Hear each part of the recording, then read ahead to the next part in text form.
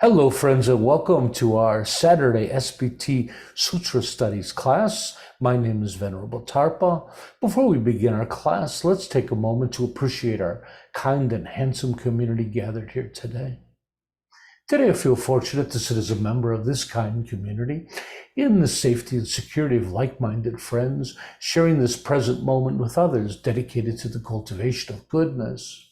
Today, I'm grateful for the direction and support that this community provides, a community worthy of my time and commitment, a community where my efforts have meaning, purpose, and are appreciated, a place to gain the knowledge and skills to improve my life, a family, a home, and a sanctuary for all of us seeking refuge from the storm. And let's remember, as conscientious practitioners, we must recognize our responsibility to the world, to strive to live skillfully while helping others to do the same, to strive to live in balance and harmony with nature and others, to strive to gain mastery over our minds and embody our true benevolent nature, to expand our hearts and minds, transcending our shared human limitations, to not intentionally harm sentient life or our planet, and to maturely accept and embrace the reality of our situation while always striving to improve it. Again, welcome back to our SPT Sutra Studies class. We are currently finishing up the Dhammapada. We only have a couple weeks left. We've been doing this for almost 24 weeks, so that's very exciting. Today we'll be covering chapter 24 entitled Craving. And I thought this was a really fascinating chapter. It's a big chapter. There was a lot to read, but there's not much commentary involved. So I think, though there's a bit there, I think we can get through all of the reading.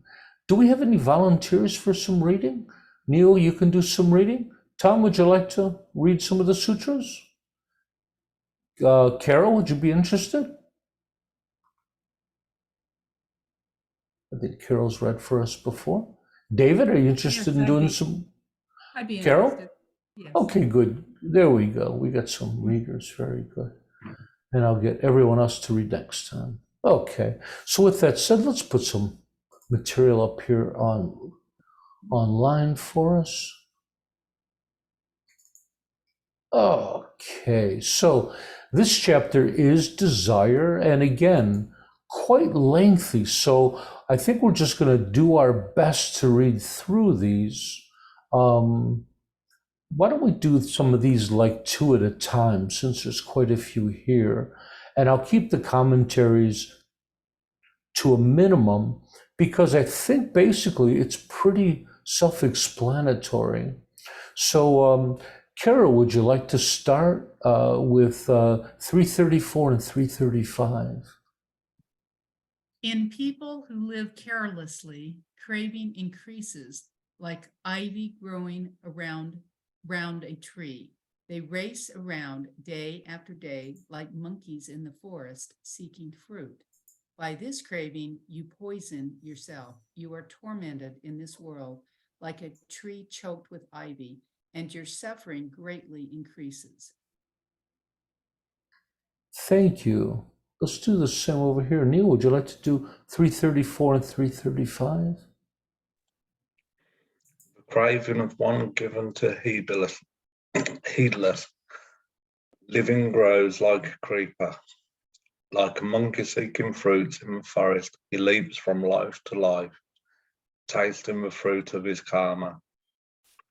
Whoever is overcome by this wrenched and sticky craving, his sorrows grow like grass after the rains. Thank you. And Tom, why don't we read 334 and 335? The craving of a person who lives negligently spreads like a creeping vine. Such a person leaps ever onward like a monkey seeking fruit in the forest. Sorrow grows like grass after rain. For anyone overcome by this miserable craving and clinging to the world. Thank you. And let's move on to 336 and 337. Neil, would you like to start us off? Whoever in this world overcomes this vicious craving so hard to transcend will Neil, find. I think you have to read the one above that. This one here, by this craving. Yeah, by this craving, you poison yourself. You are tormented in this world like a tree choked with ivy, and your suffering greatly increases. Whoever in this world overcomes this vicious craving so hard to transcend will find that suffering falls away like drops of water falling from a flower. That's lovely. Thank you. Tom, would you like to read 336 and 337?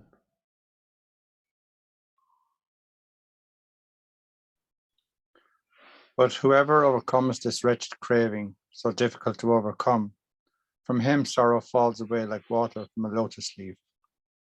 This I say to you, good luck to all assembled here. Dig up the root of craving, like one in search of the fragrant root of the banana grass. Let not Mara crush you again and again, as a flood crushes a reed. Thank you.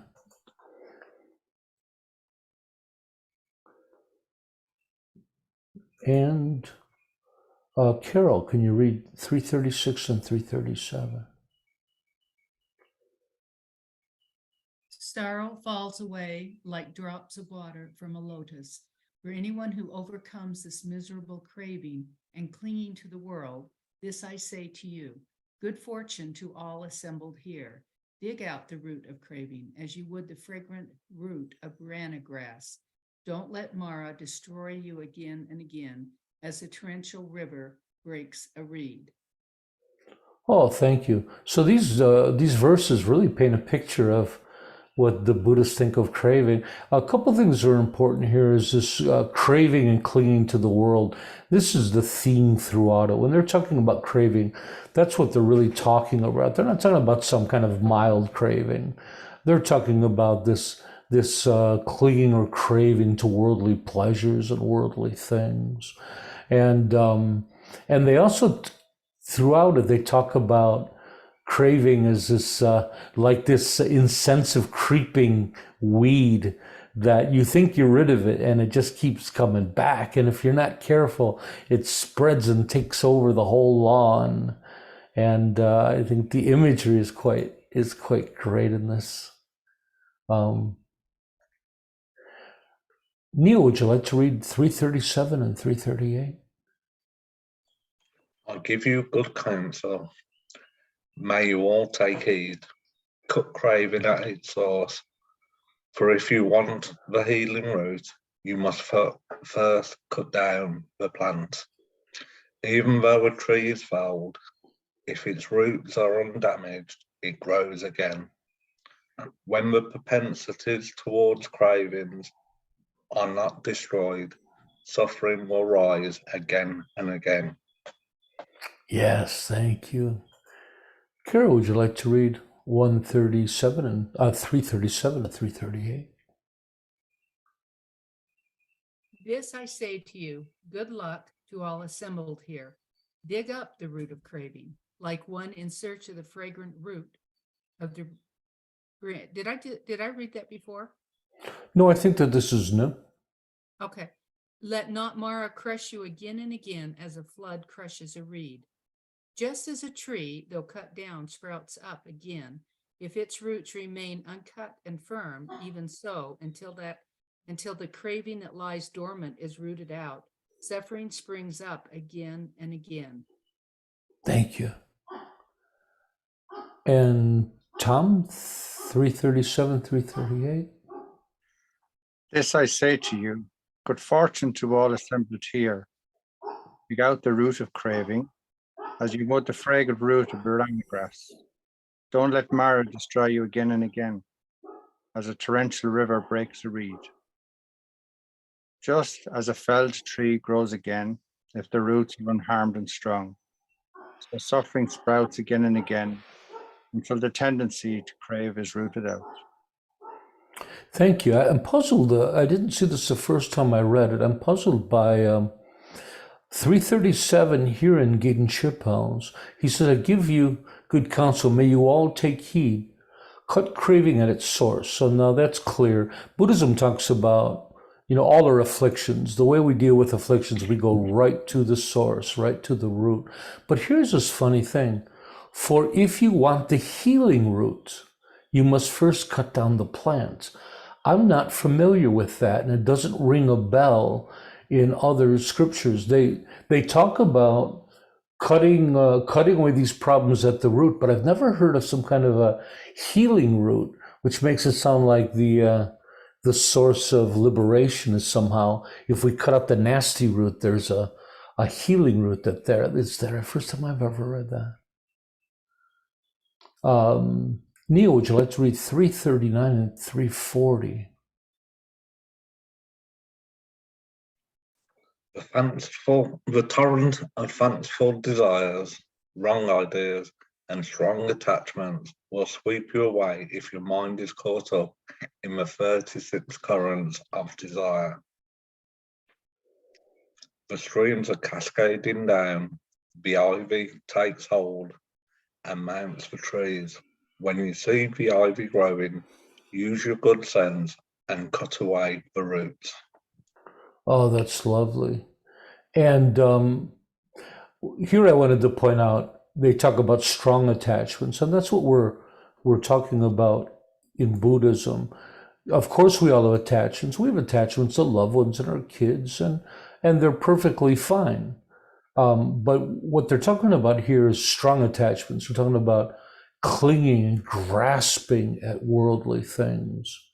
That's an important thing to point out. Tom, would you like to read 339 and 340? The misguided man in whom the 36 currents of craving strongly rush towards pleasurable objects is swept away by the flood of his passionate thoughts. Would you like to also read this note here on 21 here? This is a great explanation. 36 currents of craving, the 3 cravings for sensual pleasure, for continued existence, for annihilation, in relation to each of the 12 bases, the 6 sense organs, including mind and their corresponding objects. So let me give a quick understanding of that. So these 36 currents of craving, so they talk about 3 cravings. One for sense pleasure, worldly sense pleasures. The other one is for continued existence. The third one is a little strange, a craving for annihilation. And the way this is described, it does pertain to suicide, but even lesser cases of just when you're really having a rotten day and you think to yourself, I would rather just not be here, right? Wouldn't it be nice just to not exist and not having all these? So it doesn't have to be so related to some nasty, bloody idea of suicide, but just those kind of ideas that maybe non-existence would be better than the grief I'm having here. And then the 12 sense bases are based on the 6 senses, which is the eye, ear, nose, mouth, tactile sensation. Of course, mind sense in Buddhism, they considered mental sense. And mental sense is your perception of your inner workings of your mind, intentions, thoughts, all those kind of things. We sense when a thought arises, right? So Buddhism considers that one of the senses. And then it's external and internal. So the internal experience of the eye and also the object or the experience of the eye. So that's how they come upon this 36 currents. Okay. Tom, could you read 340? Everywhere these currents flow, and the creeper of craving sprouts and grows. Seeing that the creeper has sprung up, cut off its roots with wisdom. Thank you. Wonderful. And Carol, 339 and 340. With the 36 streams of craving flowing mightily toward anything pleasing, the person of wrong views is carried away on the currents of lustful intent. The streams flow everywhere. The creeper of craving sprouts and remains. Seeing that the creeper has sprouted, use insight to cut at the root. Thank you. Especially in the Theravada tradition, they get so hung up on lists. I mean, they have a list for everything. In fact, there's even a book out that's called the Buddhist Book of Numbers. And it's just a book of all the various lists of things in Buddhism. The six this, the three this, the four this. Oh, I mean, it's just crazy how many lists they have. And I mentioned that because we talk about the 36 streams of craving. They have these giant lists of, well, there's a beautiful word for this, to organize, quantify all of the aspects of mind. Right? So they just have lists and lists and lists. They have so many lists for craving. Exactly what cravings and where they come from. The 10 objects of craving of the eye and the 12 of the ear. And oh my goodness, it'd take you a lifetime to remember all that stuff.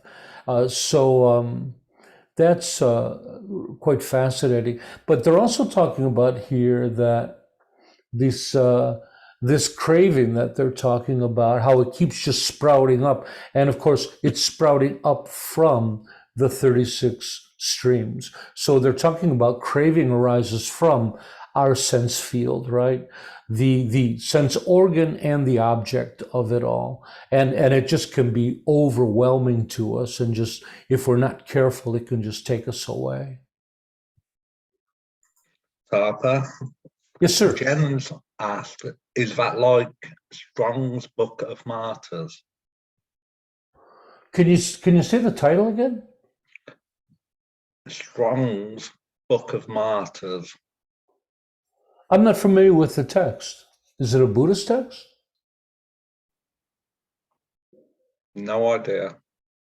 Yeah, I'm not familiar. I would love it if you posted something in our Dharma chat if you think it would be interesting for us. Thank you. And where are we, Neil? I think we're down here on 341. And since I got you right there, Neil, how about reading this one, 341 and 342? The life of those beings with minds bent on happiness flows like oil mixed with water. They seek out the streams of pleasure, but they are caught in the oil of birth and old age. Beings led by craving circle like rabbits caught in a snare. Bound by desire, they are fettered completely for long ages of endless misery. Oh, that doesn't sound good.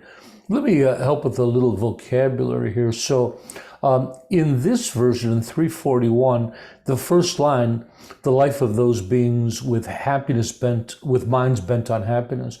They use the word happiness here. In the other two texts, they use the word pleasures. So, of course, happiness is the actual goal of meditation. So I thought I needed to mention something here. And they're talking about minds bent on. Clearly, they're talking about people that are overly grasping at happiness. Not a gentle happiness that arises from our practice, but these people who are more interested in worldly happiness, worldly pleasure. And then secondly, they talk about the fetters. And if you remember before we talked about these, there's 10 fetters. The fetters come from Theravada Buddhism. I don't remember ever studying them in the Mahayana tradition. But the fetters are just 10 basic afflictions of human beings.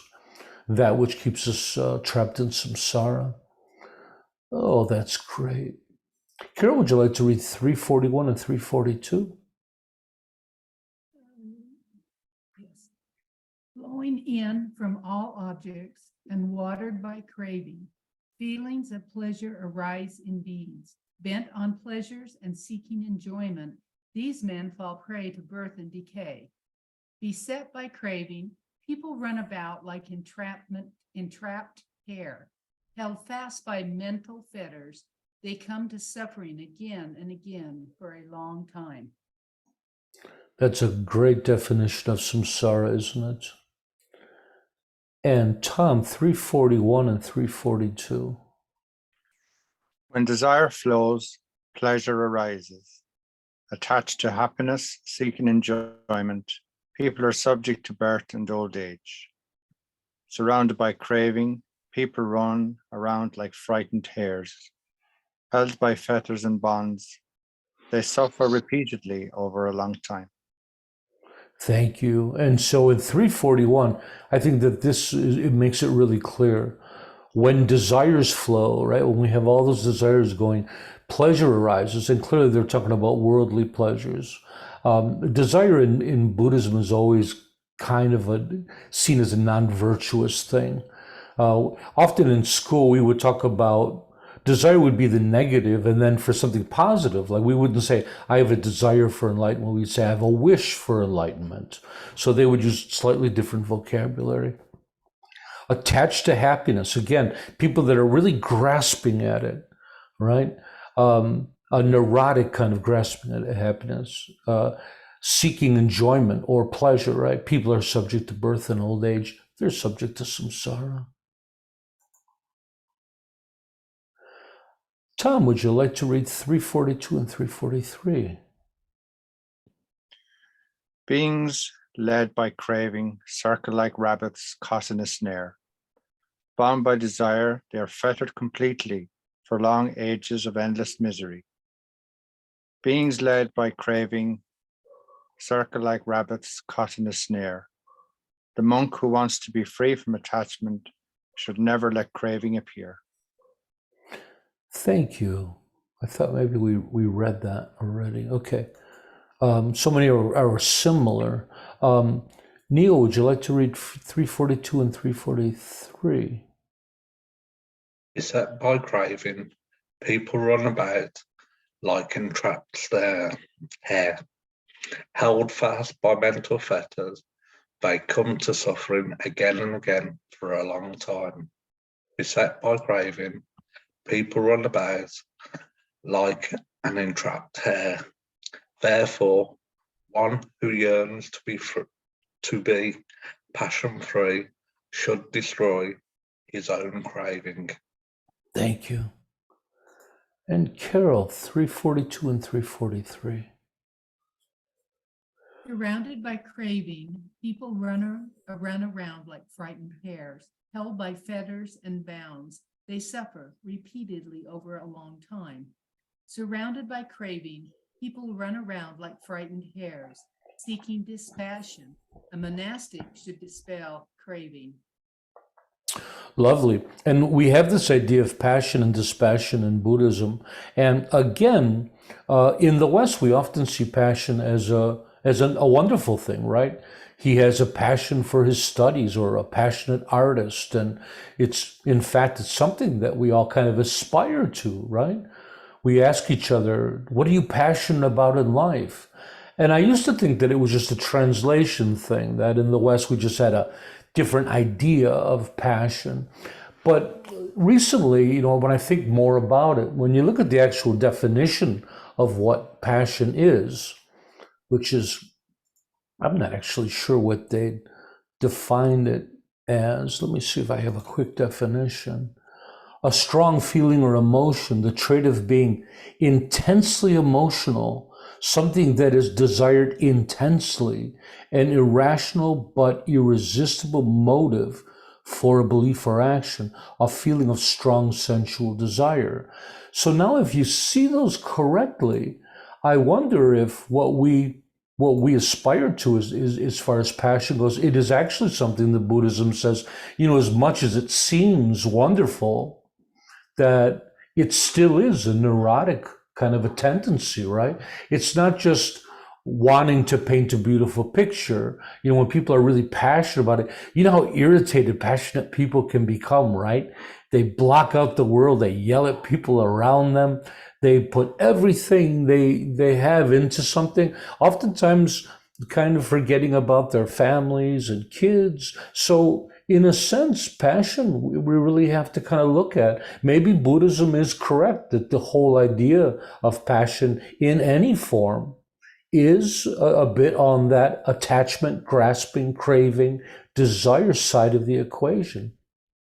So I used to defend the idea of passion because we enjoy it in the West. But I'm starting to rethink that and thinking, passion in all forms is a form of anxiety, right?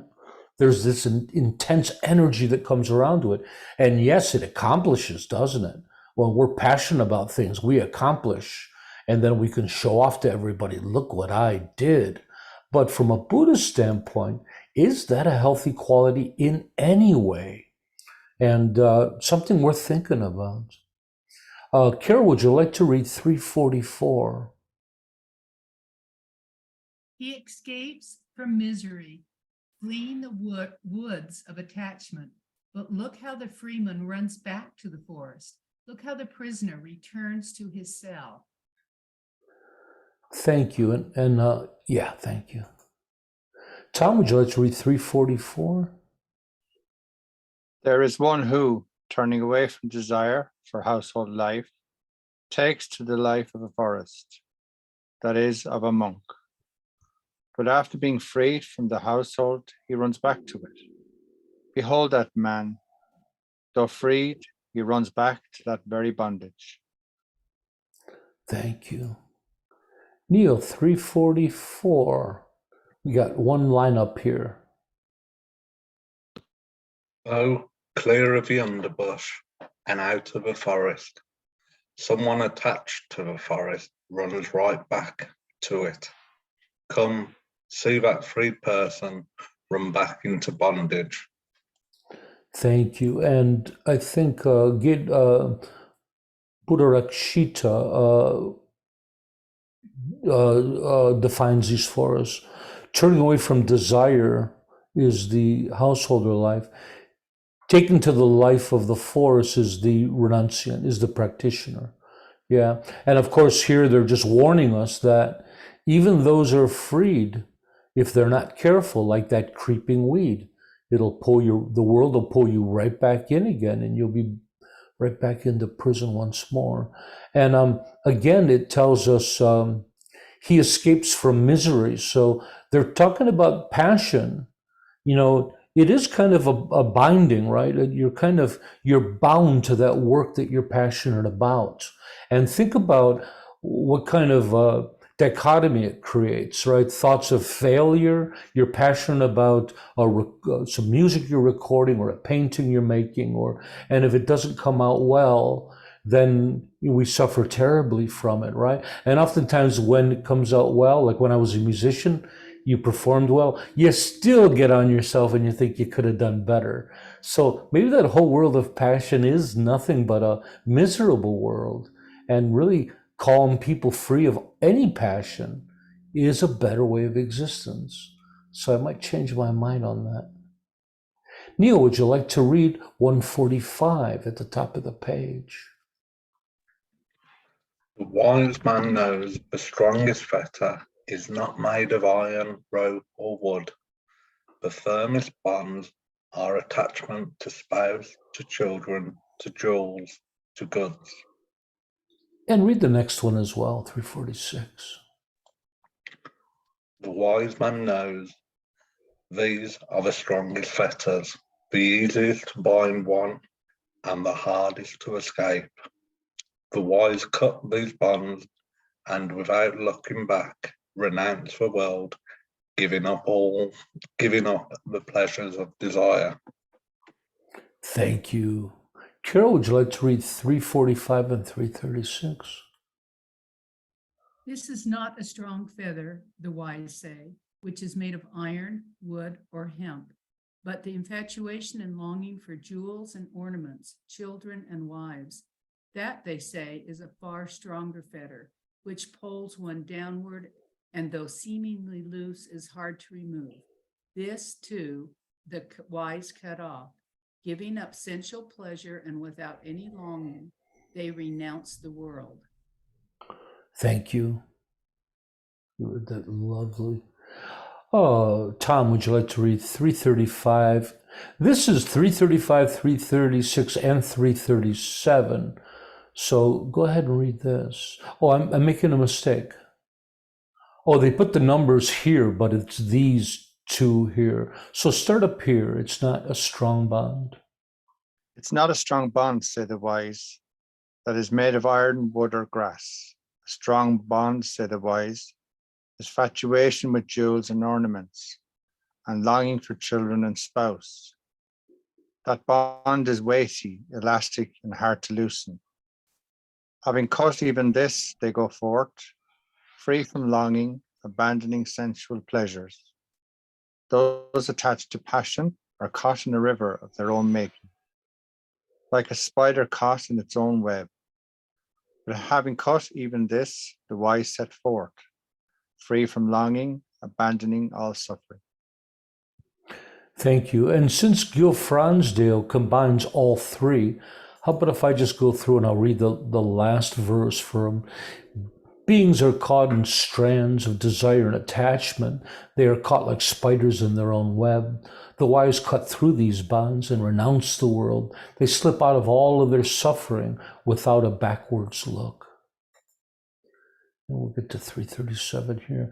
Those who are lust infatuated fall back into a swirling current of samsara, like a spider on its self-spun web.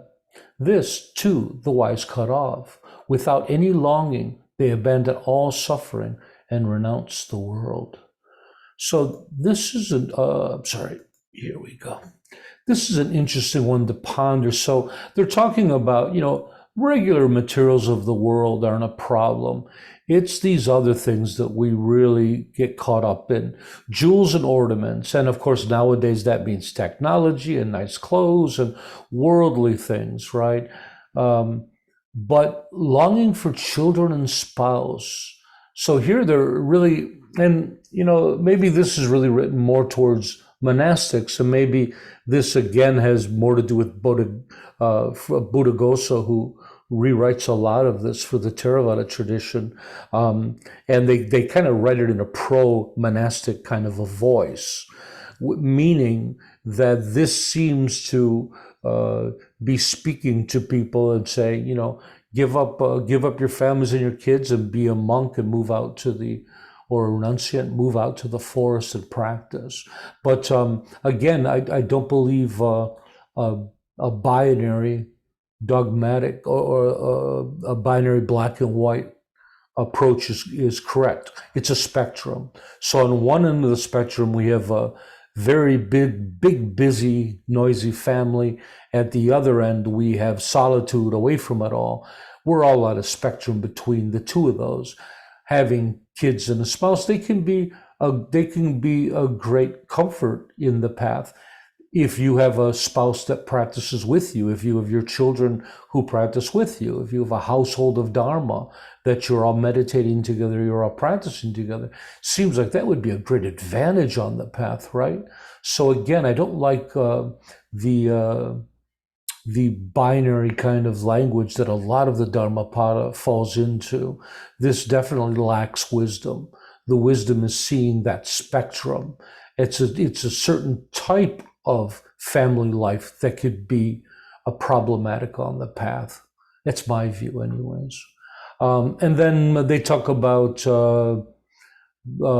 being freed from these things. We lose our attachment and passions, and how we're drawn back into all of these things like a spider caught in its own web. Oh, it's some great imagery. Neil, would you like to read 348 and 349? Oh, and let's do all three. Let's do 348, 349, and 350. Cut yourself free from the bonds behind you. Cut yourself free from the bonds ahead.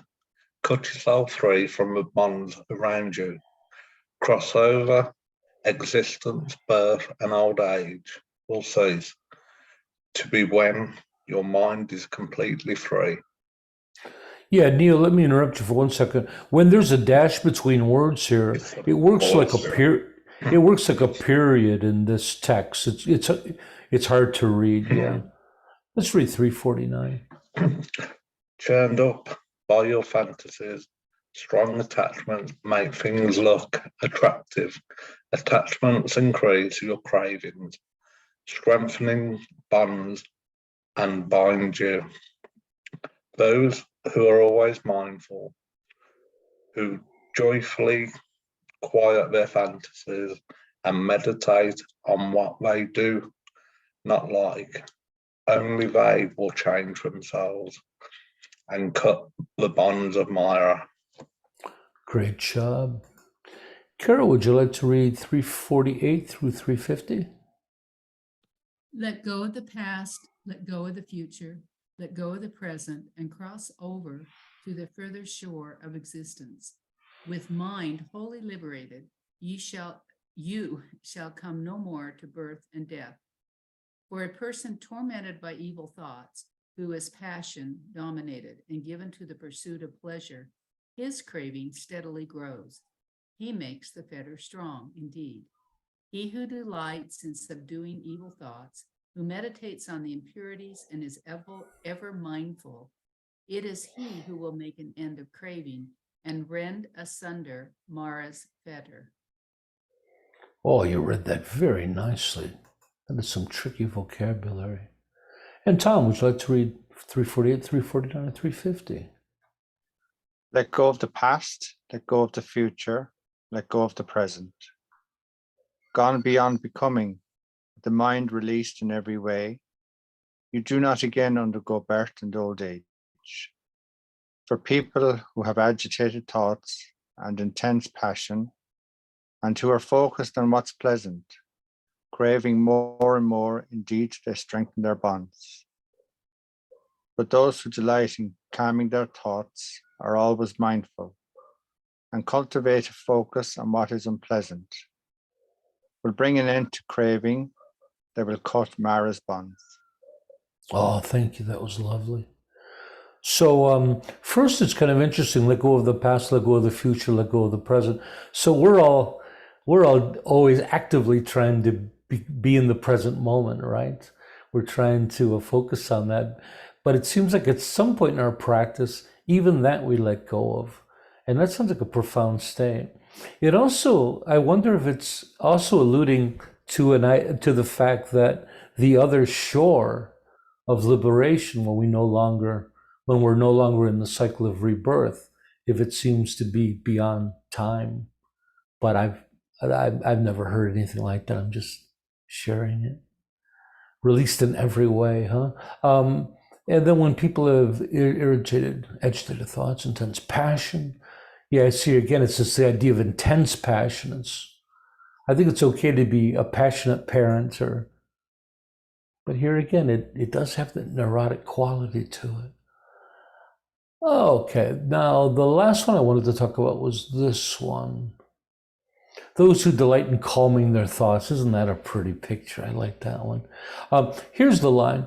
And cultivating a focus on what's unpleasant. In some of the commentaries, they talk about this, again, Buddhaghosa bringing monasticism into this, and where monastics are often, in order to subdue their desires, especially sexual desires, they're often, it's recommended that they focus on unpleasant things, like imagining the human body as a skeleton, things like that. And so that's usually been the commentary on that it's kind of a practice of monastics, but also in the four foundations of mindfulness, the Buddha recommends people meditating in the cemetery on death, and so there is a lot of doctrinal information on meditating on the unpleasant. But what it called up was an idea, that a practice that I used to do. I haven't been doing lately, but it really worked well for me, and it was a practice I came up with.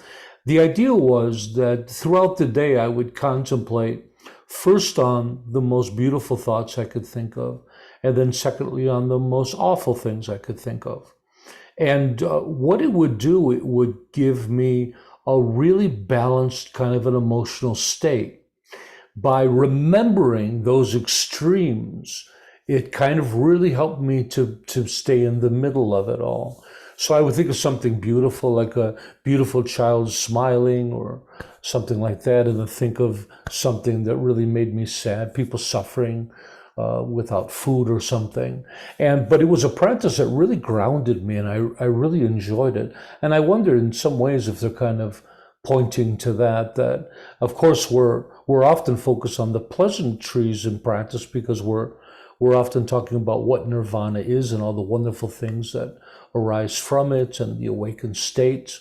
But it's important to be balanced, that we don't get caught up into that which could potentially lead to false positivity, where we're just convincing ourselves we're happy.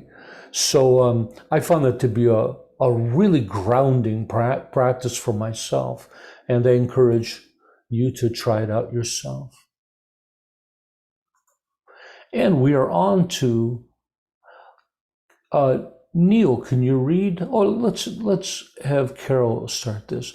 Carol, could you read 351 and 352? The one who has reached certainty, who is fearless, who has abandoned desire and is free from all faults, the one who has extracted the thorns of existence is in his final birth. For one who has abandoned craving and is free from grasping, who knows languages and their interpretations, the combinations of the letters and their order before and after, this is the final birth. This one is called the great being, the great sage. And how appropriate that you're the one reading that, because it so describes you. Neil, would you like to read 351 and 352? One who has reached the goal is fearless, free from craving, passionless, and has plucked out the thorns of existence. For him, this is the last body. He who is free from craving and attachment is perfect in uncovering the true meaning of the teaching and knows the arrangement of the sacred text in correct sequence.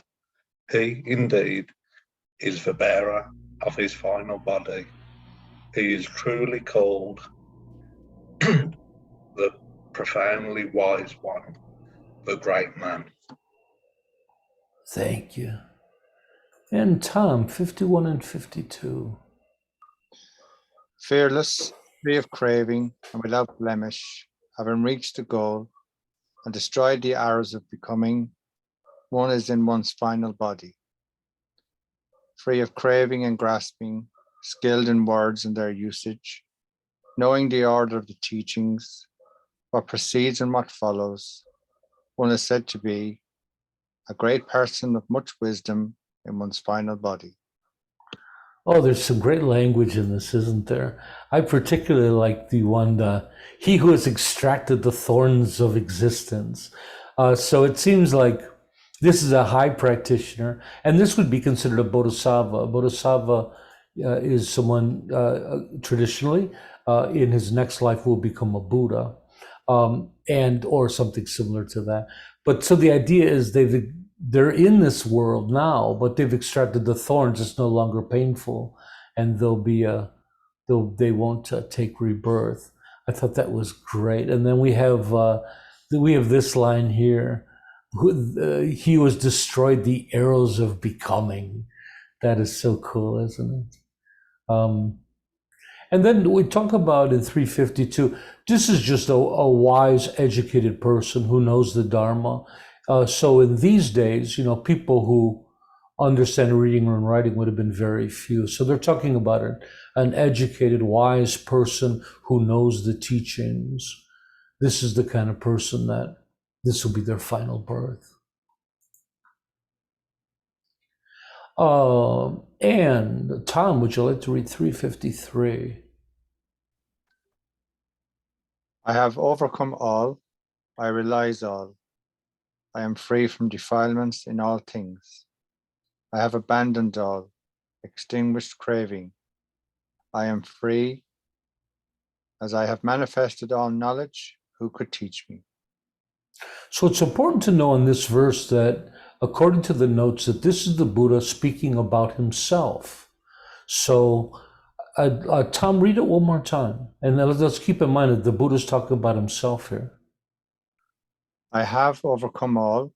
I realize all. I am free from defilements in all things. I have abandoned all. Extinguished craving, I am free. As I have manifested all knowledge, who could teach me? And again, the notes were referring to they said that this passage is supposed to assert that the Buddha came up with this path on his own, that no teacher showed this to him, that he figured this out himself, and he was the sole origin of this teaching. Carol, would you like to read 343? A victor am I over all have I known, yet unattached am I to all that is conquered and known. Abandoning all, I am freed through the destruction of craving. Having thus directly comprehended all by myself, whom shall I call my teacher? Oh, that's even clearer, isn't it? Yeah. And Neil, 353.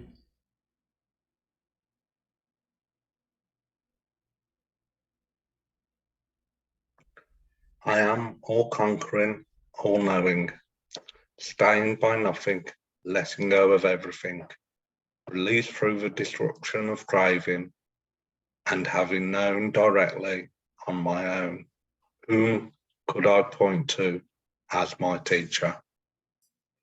So, there's verses like this that it's so beneficial to have the three different texts, right? The slight variation, it really gives us a wonderful picture, right? Really paints a lovely picture. And that's just a beautiful passage. Neil, would you like to read 354? The gift of the Dharma suppresses all gifts. Surpasses. The taste of the Dharma surpasses all tastes. Yeah. The joy of the Dharma surpasses all joys. Extinguish desire, and all suffering passes. Oh, that's lovely. That sounds like a good tattoo, doesn't it? Carol, would you like to read 354? The gift of Dharma excels all gifts. The taste of the Dharma excels all taste. The delight in the Dharma excels all delights. The craving, freed, vanquishes, all suffering. That's the first one you didn't get. I was surprised. And Tom, would you like to read 354? The gift of Dharma surpasses all gifts. The taste of Dharma surpasses all tastes. The delight in Dharma surpasses all delights. The destruction of craving conquers all suffering. I also find it interesting when there's a verse like this that is so equally translated, or all the translations are almost identical. To me, somehow that's quite fascinating. And we have 355. Tom, would you like to start with this one? Wealth destroys the low-minded, those who do not look to the day hereafter. In their desire for wealth, fools destroy themselves, just as if they were slain by another. Oh, that's amazing, isn't it? Neil, would you like to read 355? Riches ruin only the foolish, not those in quest of the beyond. By craving for riches, the witless man ruins himself as well as others. And Carol, 355. Wealth destroys those who lack in wisdom, but not those who seek the beyond. Craving wealth, those lacking wisdom destroy themselves as well as others.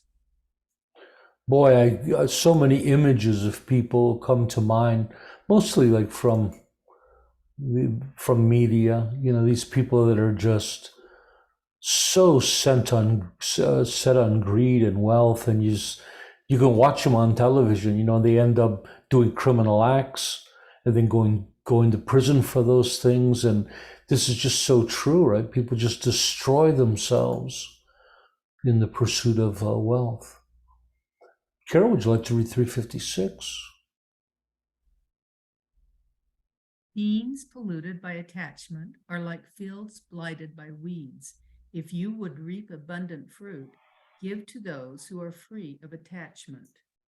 Let me interrupt you for 1 second. So this verse to me was a little difficult to understand until I understood what they mean is that here when it says give to those that are free of attachment, it means make offerings to those practitioners that are free of attachments.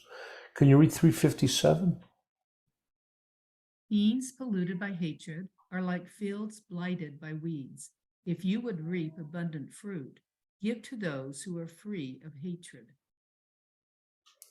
Thank you. Can you keep going? How about this one? Beings polluted by delusion are like fields blighted by weeds. If you would reap abundant fruit, give to those who are free of delusion. And one more. Beings polluted by craving are like fields blighted by weeds. If you would reap abundant fruit, give to those who are free of craving. Oh, that's lovely. Yeah, these are the last 4 verses. Tom, would you like to read 356 to 340? Weeds are the bane of fields. Lust is the bane of mankind. Therefore, what is offered to those free of lust yields abundant fruit. Weeds are the bane of fields. Hatred is the bane of mankind. Therefore, what is offered to those free of hatred yields abundant fruit. Weeds are the bane of fields. Delusion is the bane of mankind. Therefore, what is offered to those free of delusion yields abundant fruit. Weeds are the bane of fields. Desire is the bane of mankind. Therefore, what is offered to those free of desire yields abundant fruit. Thank you. That was lovely. And Neil, you want to finish us up at 356 to 359? Weeds are the ruin of field. Passion is the ruin of people. So offering to those free of passion bear great fruit. Weeds are the ruin of field. Ill will is the ruin of people. So offering to those free of ill will bear great fruit. Weeds are the ruin of field. Delusion is the ruin of people. So offering to those free of delusion bear great fruit. Weeds are the ruin of field. Longing is the ruin of people. So offering to those free of longing bear great fruit. It's a pretty last couple of verses, so quite poetic, and basically it's just a promo to making donations to the monastic community, right? It's by helping those that are free of these ill wills and these problems, these afflictions. You get great benefit from it. You get great karma, and you'll be born as a wonderful being in your next lifetime, right? You'll be reborn with a big house and a fancy car. And if you make a donation today at tenzin.tarpa.com. Yeah. Hey, what did you guys think of the chapter? I thought it was wonderful, huh? It seemed to tie together just so much that we've been talking about throughout the Dhammapada, but it just kind of clarified it all, didn't it? Does anyone have any questions, thoughts, or insights into this chapter?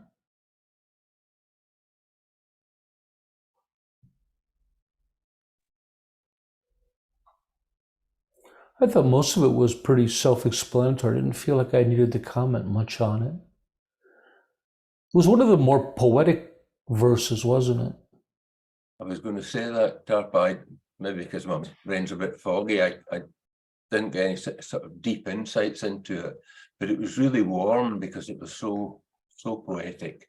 I found it, I could get benefit out of it because of just that ease of absorption, if that makes any sense. Yeah, and I thought it was, I thought it really inspired me. Yeah.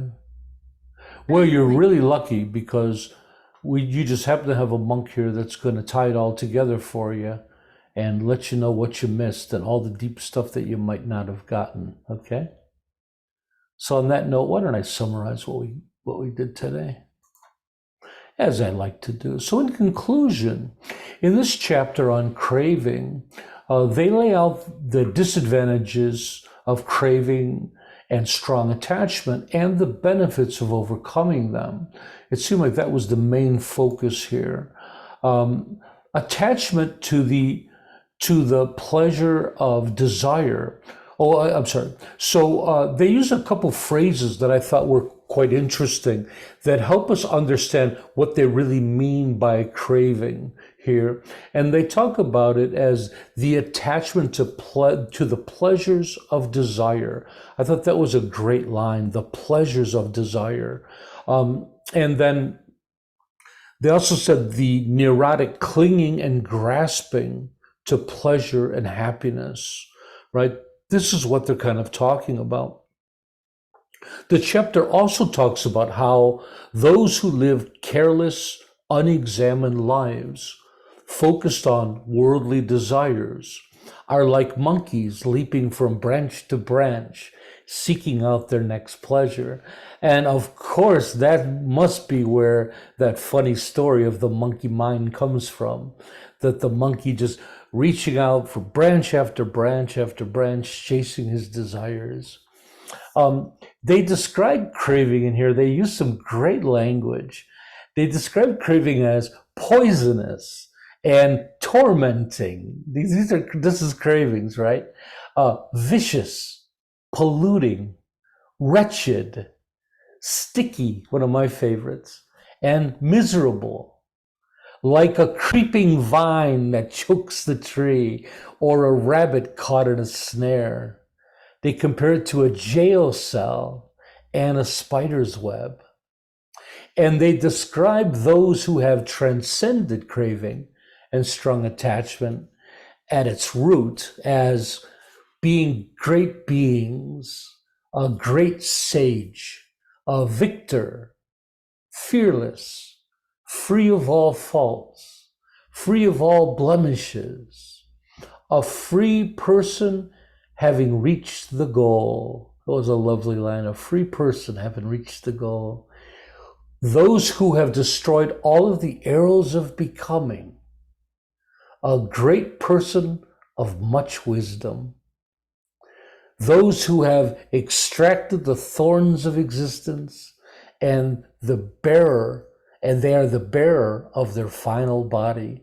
So we were talking about rebirth a while back, and Stephen Batchel and others, they often have a lot of questions.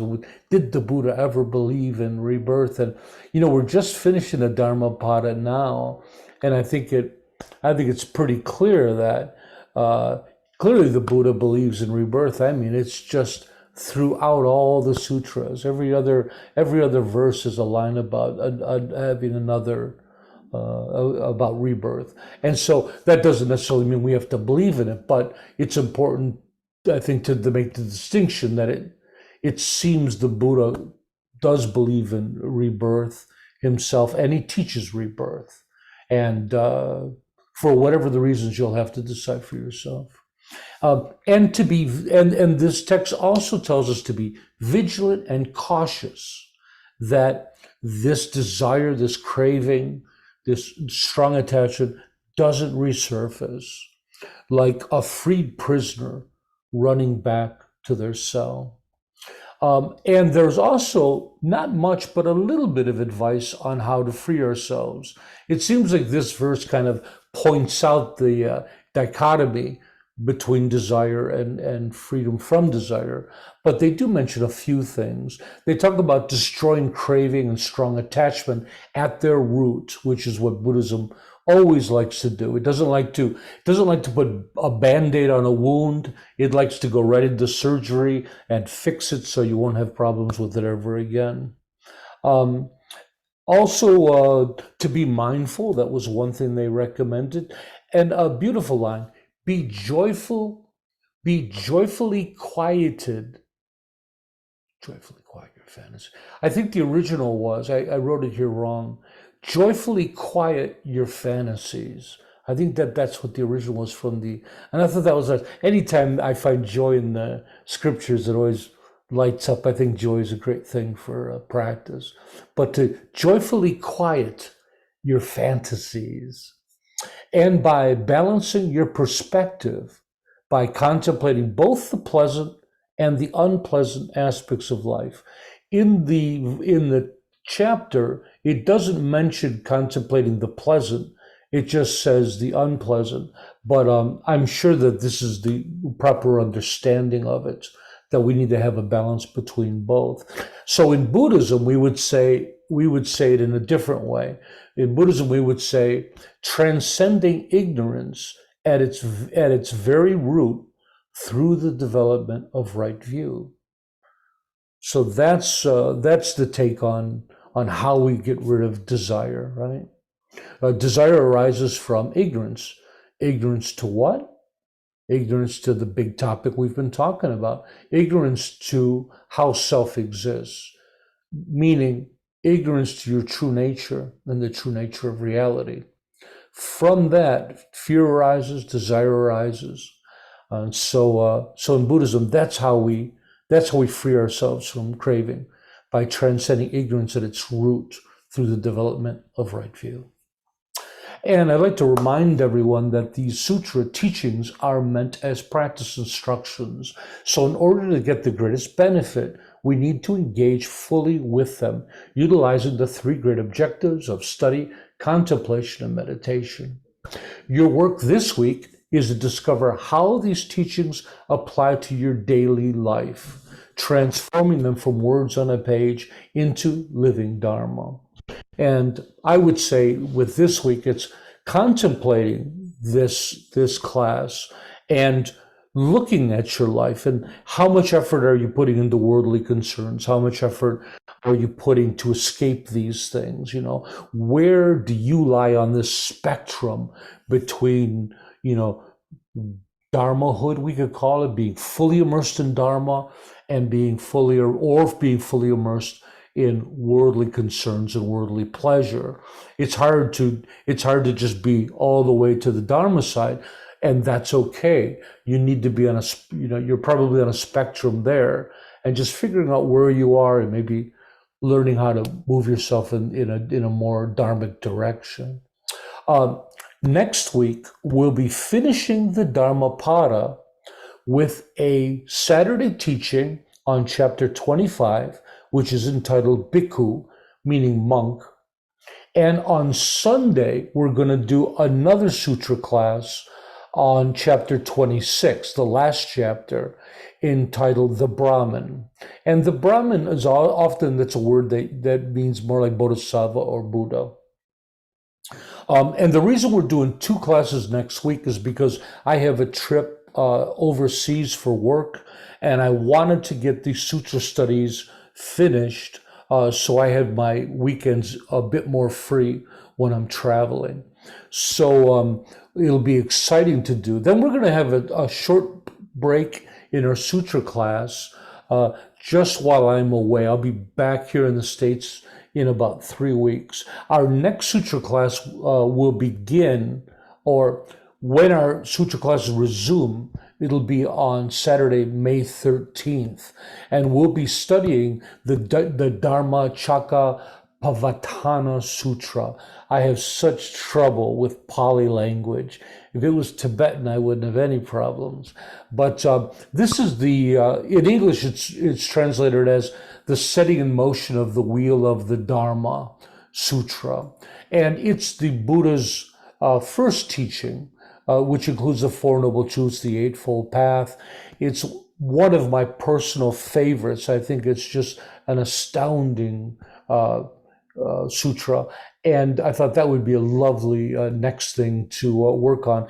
When we get a little closer to the event, I'll post the text so everybody could get them and get familiar with them. Does anybody have any questions? It was a fun class, huh? Tarpa, Yeah, Carol. are you going to be doing your meditation group when you're gone? I will. There's a chance I might miss a class or two because of travel, but I'll be doing them all. And I'm not sure. I think I'll do some Sunday teachings. I'm going to kind of play it by ear.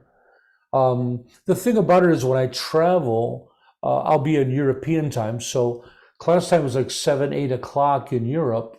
And when I'm staying with others, that's kind of like prime visiting time with everybody. You know, they all work. And so I'm going to try to be able to visit my hosts and do things and still do all my work here. So yeah, I think we'll be okay with all of that. Though we're not going to do a retreat this month because I just cannot do a whole day retreat while I'm traveling. So we'll do an extra great one in June. And we have a really amazing one planned for June. Yeah. So anyways, with that said, why don't we end today's meditation with an altruistic affirmation? May all be healthy, may all be prosperous, may all be well, may all be present, free of past regret and future worry. May all abide in constant appreciation, which is a source of great joy and contentment. May all realize their true nature and the true nature of reality, which is awakening. And one last thing, let's not forget, we have a Sunday teaching tomorrow. Our Sunday teaching is another class on self. This time, it's going to be on our collective conceptual construct and how self pertains to that. I'm kind of hoping to wind up the whole self class into an easy final concluding class. So it's going to be exciting. We'll see everybody tomorrow. Bye-bye. Thanks for coming. Thanks, Tarpa. You're awesome. Tarpa. Bye-bye. Anytime. Bye-bye. Good to you. Thanks, Tom. See you. Thank you, Neil.